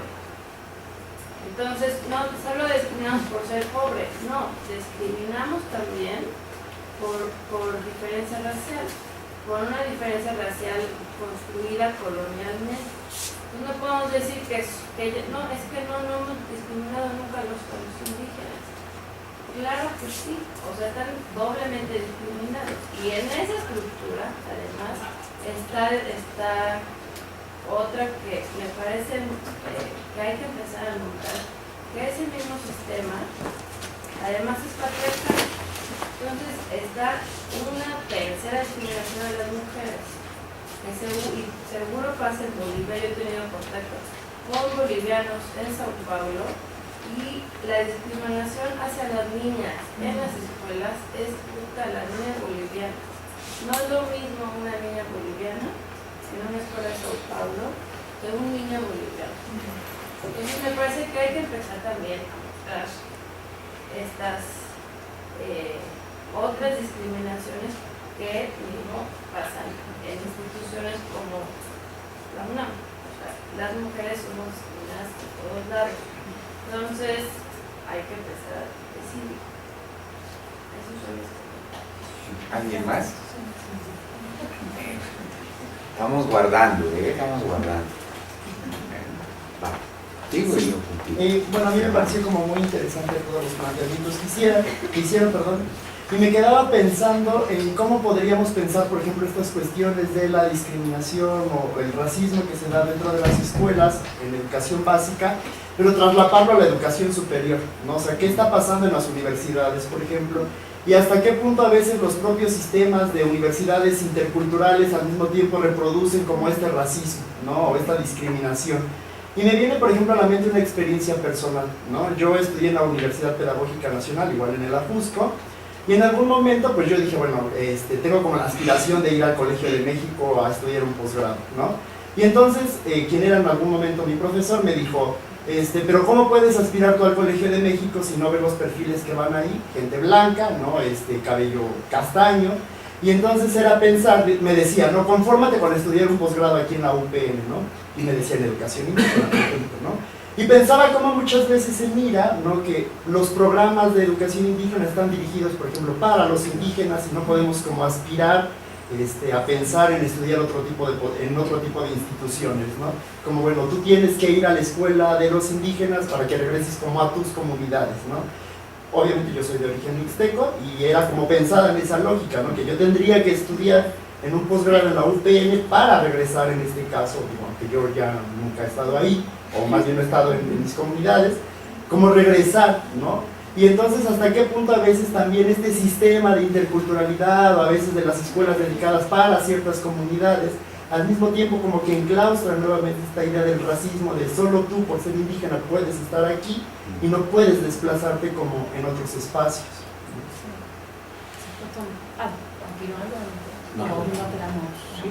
Que justo que ayer tuvimos un seminario focalizado a cosas de educación intercultural y hablamos mucho de esta cuestión de las opciones que cómo se vuelve una opción cerrada la educación intercultural bilingüe y genera un circuito de escolarización bastante paralelo y no abriendo todas las opciones, ¿no?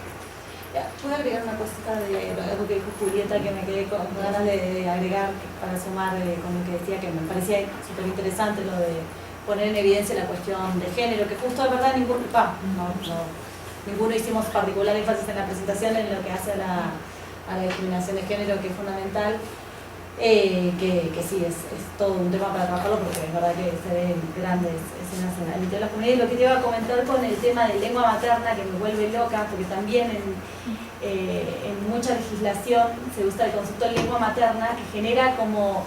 Entonces los indígenas de repente te dicen, no, yo no sé hablar en mi lengua materna. Es como una frase y como, no, bueno, lengua, por eso parece tan espantoso ese concepto, genera más confusión. Estos escenarios sociolingüísticos tan diversos, más vale hablemos de L1, L2, o sea, que sea la sensación de 1, 2, algo, aunque es difícil que separe 1 y 2, pero lengua materna termina asociándose con lengua de herencia, con la lengua que se habla en la familia y termina siendo más pantanoso que ayudando a justamente lo que tenía que hacer, que es gestionar cómo intervenir en esa diversidad. Sobre eso hay otras preguntas que quiero acabar. Con ella terminamos, ¿verdad? Están cansados. Aguanten, es cierto, por favor. Y comentamos. Son dos preguntas. Una es, ¿cuál es la postura de los padres frente a cuando los maestros, los canalizan al centro de USAER, cuál es la postura del psicólogo o la psicóloga al bajar de grado a estos chicos y ser derivados a los servicios psicológicos como un déficit de inteligencia, ¿no? ¿Cuál es la postura de los padres? Y otra es si la discriminación y el racismo que viven los niños son visibilizados por ellos, si los interiorizan, se dan cuenta o pasan desapercibidos, son naturalizados, ¿cómo funciona? ¿Puedo decir algo? Bueno, fíjate que un poco lengua materna, pueblos indígenas son de una semántica estéril, porque en realidad no existen pueblos indígenas, todos tienen un nombre. Así es. Esto es una cosa desde acá, sí. clasificatoria. Entonces todos en una horizontalidad, pero sin nombre, todavía invisibilizado. Rolf Stavenhagen, en una plática que tuve la fortuna de conducir con él, decía, no, es que hemos logrado muchas cosas interesantes. Por ejemplo, darnos cuenta de que ahí se esconde, es como el centro de la cebolla, no hay nada. Pero funciona porque los pueblos originarios, dice él, usando de nueva cuenta lo que no hay nada, donde no hay nada, lo han usado ya para recurso político y empoderarse. Entonces ahí, ni modo, mejor ya no decimos nada. En realidad es un concepto vacío. Luego en la lengua materna pasa lo mismo.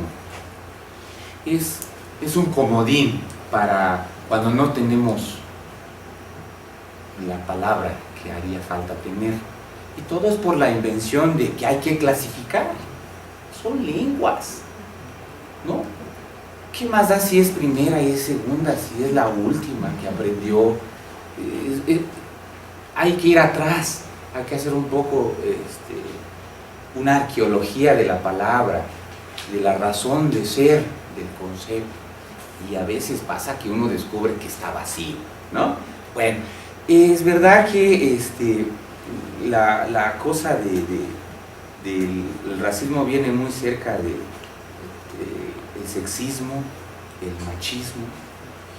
Schopenhauer tenía una frase bien célebre, no bonita, célebre, que decía: mujer de cabellos largos y de ideas cortas. No sabemos en estos mensajes, ¿verdad?, a quién se lo dirige. No sabíamos. Se sabe bien, se lo dirigió a su mamá, porque su mamá fue despiadada con él.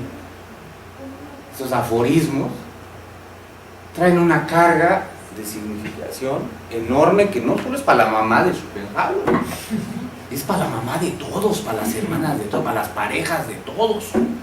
Entonces cito a Grossfogel, que es el que me gusta más porque hace como un chorizo de palabras.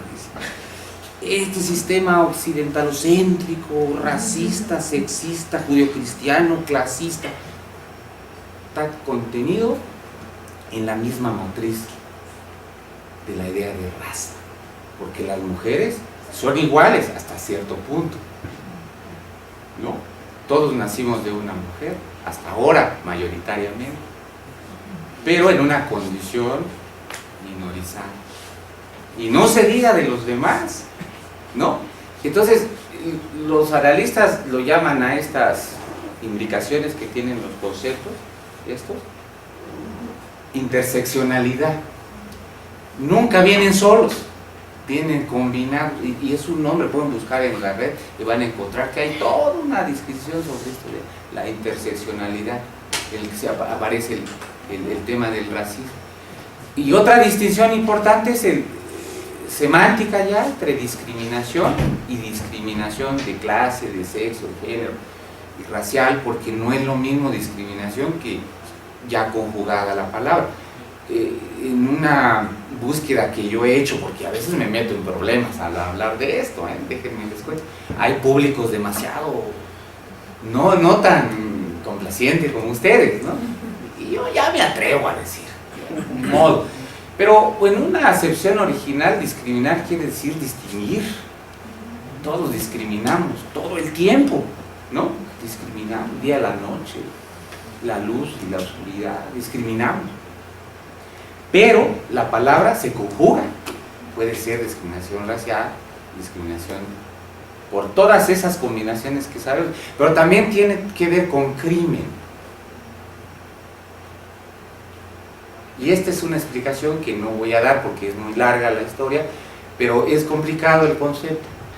En el fondo se usan como sinónimos, pero en una investigación que hice, que ya publiqué, es un uso deliberadamente maniqueo de los organismos internacionales para esconder y quitarle fuerza al tema que hay detrás, porque discriminar es un efecto, no la causa. Y muchas veces lo que se hace, por ejemplo, el CONAPRED, lo he dicho con gente que trabaja ahí, me ha ido no muy bien. Consejo Nacional para Prevenir la Discriminación, fíjense, no la causa, el efecto. Discriminar es un asunto que, para empezar, discriminamos todos. Siempre es conjugada la acción, pero discriminar hasta bonito, ¿no? Sí, para confundir, discriminar. Pero el CONAPRED sanciona. Si un locutor dice una barbaridad, lo llama a tomarse un curso. Tome un curso y ya usted va a salir de acá curado. No es cierto. Se sublima, el racismo se sublima, la discriminación racial, de género, de preferencias, de sexual, de diversidad religiosa, se sublima. No se cura, porque no están atendiendo la causa. La UNESCO, la ONU, estos organismos internacionales trabajan con discriminación. Hay la Declaración Universal contra la Discriminación. No dice nada. Porque esconde, y es una acción deliberada, es una cosa de economía de las palabras, de la administración de las palabras. Es una cosa bárbara. Tiene razón su compañera. Dice Ramón Grossfogel que viene de la misma raíz. Es un árbol con muchas ramas, pero viene de una misma raíz. Sexismo, el clasismo, el racismo.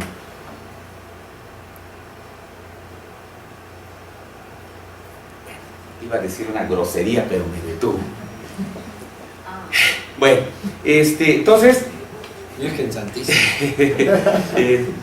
Cuando decía, lo que estás diciendo está bien bonito, porque no debería haber constreñimientos, pero déjame decir, le podemos dar la vuelta, porque mi amigo Federico Navarrete está hablando ahora de lo aspiracional que somos los mexicanos. Aspiramos siempre a, porque el vehículo redentor por excelencia es la escuela, y tú ya estás blanqueado, tú ya estás metido en ese tren aspiracional, y eso es bueno para el sistema, porque queremos que así sea para todos, que nos limpie. Yo vengo de un internado higiénico, eugenésico, darwinista, que nos blanqueó, que nos metió para fumigar nuestras camas, para que los bichitos que traíamos de nuestras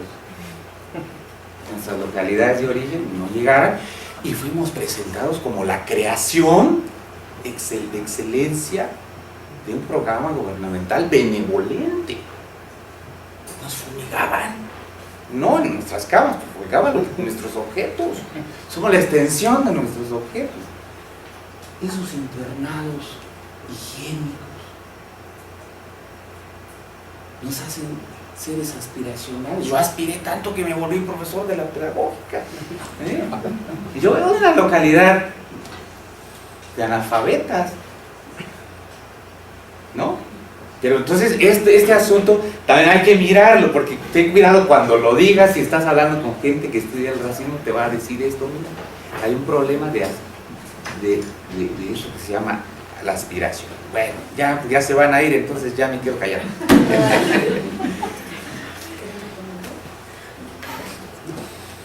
Perdón, sí, había dos elementos. El tema de los... Bueno, te estoy hablando de una escuela con un orden disciplinario cognitivo severo. La directora de este plantel era una mujer indígena muy violenta y muy agresiva. El entorno en general era complejo.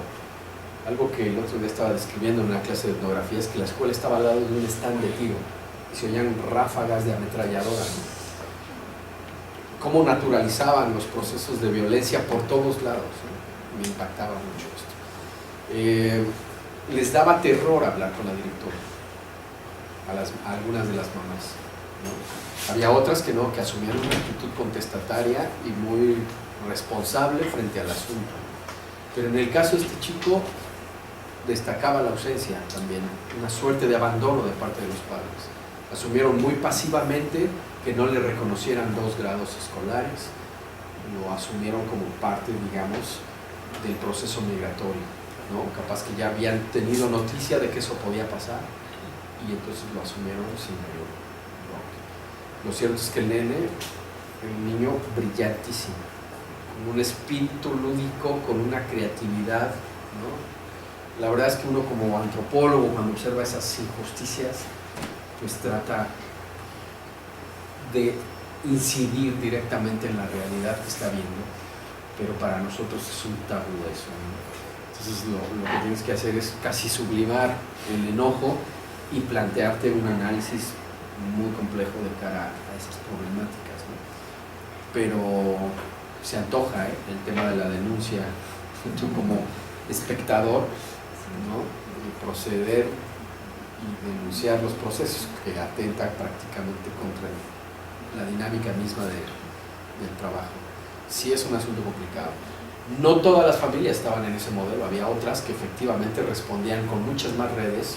No quiero caer en una interpretación muy sesgada hacia el feminismo, pero coincide.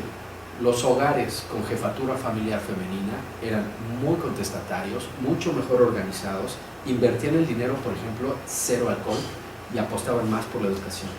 Cuando había jefaturas con hogares masculinos, había una suerte, no sé cómo llamarlo, pero había una suerte de tejido roto, con más violencia, con más gasto en alcohol y no había tanta atención al cuidado de los críos, ¿no? Ese es un dato también interesante que tiene mucho que ver no solamente con el fenómeno de la racialización de la vida escolar, pero sí con el tema del género, ¿no? Yo te pregunto unas cositas ahí con lo que decías, con la postura de los padres, en el caso, por ejemplo, de esta tesista que está trabajando con los chicos que son derivados al servicio de psicología, los chicos hablantes de Aymara, en general, muchos de los padres bolivianos, la escuela en Bolivia, que lo que se sabe en Argentina, el sistema educativo boliviano es que es muy represivo, muy autoritario, entonces los maestros pueden pegar a los chicos en la escuela, en la actualidad. Entonces son muy respetuosos, es como si viene de la escuela, es como no se cuestiona, se va, se hace, como una cuestión, no sé si. Y de los niños, una anécdota chiquita que para nosotros fue impresionante. Habíamos trabajado en un taller con los chicos, ustedes que estuvieron ayer, etc. Un taller que habíamos hecho con los chicos para reconstruir la perspectiva de los niños del barrio indígena sobre cómo era el barrio, un taller que lo hicimos porque a los chicos se les ocurrió, entonces hicimos todo un material divino, re lindo, nos ayudó gente de edición para editarlo, muy lindo el material. Entonces cuando lo terminamos debatimos con los chicos, bueno, ¿qué hacemos? ¿Lo podemos llevar a la escuela? ¿Llevamos a la escuela? ¿Qué vamos a hacer? Y uno de los chicos dijo, no, yo no lo quiero llevar a la escuela, porque habla todo el barrio Toba, del pueblo indígena ¿no? Y otro le dijo, no, pero ¿y qué tienes si vos sos Toba? Sí, pero yo no quiero que en la escuela me digan Toba, en la escuela quiero que me digan Maximiliano, es el nombre del chico. Porque realmente los chicos manejan todas estas estrategias de resistencia, porque también, por ejemplo, Gabriela Novaro lo documentó muy bien en los trabajos, como la estrategia de los chicos para tratar de que no se, como pasar lo más desapercibidos posibles, porque incluso que lo interesante del trabajo de también uno que tiene Gabriela, que muestra cómo en actitudes muy positivas, hay una maestra de música que trató de llevar música andina a la escuela para que los chicos cuenten su identidad migrante boliviana y a ver si salía, y los chicos, más lo que lo avergonzaban, no querían la exposición, solamente lo que menos quieren es la exposición, es lo que decía este nene, es como, sí, y el chico decía, sí, yo sé que soy Toba, pero no quiero que en la escuela me digan Toba.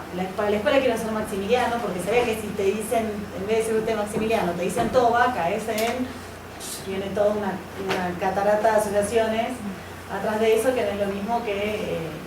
entonces, es interesante, es re interesante la pregunta por los chicos, en la dimensión de cómo también los chicos gestionan este nivel de señalamiento, ¿no?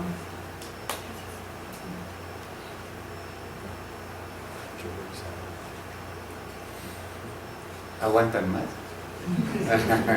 Fíjense que yo quiero decir algo por último, si es que puede ser lo último.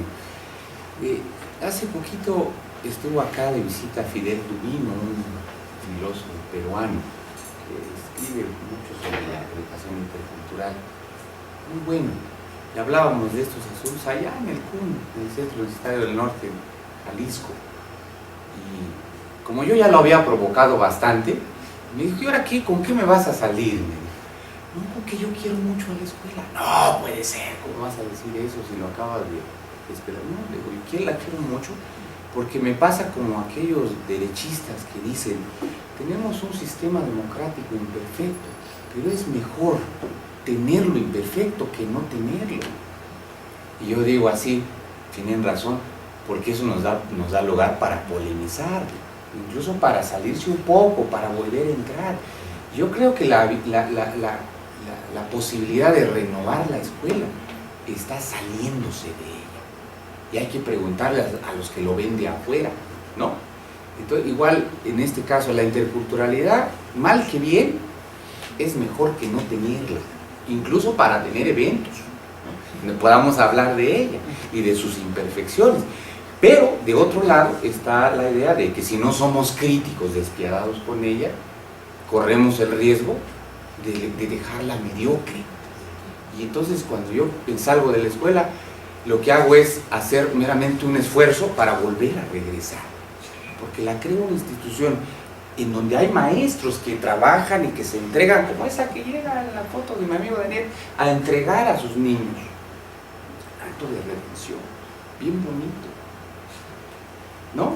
Este es mi regreso. No lo iba a hacer, pero como siguen aquí, quieren aguantar, se los pueden. Gracias.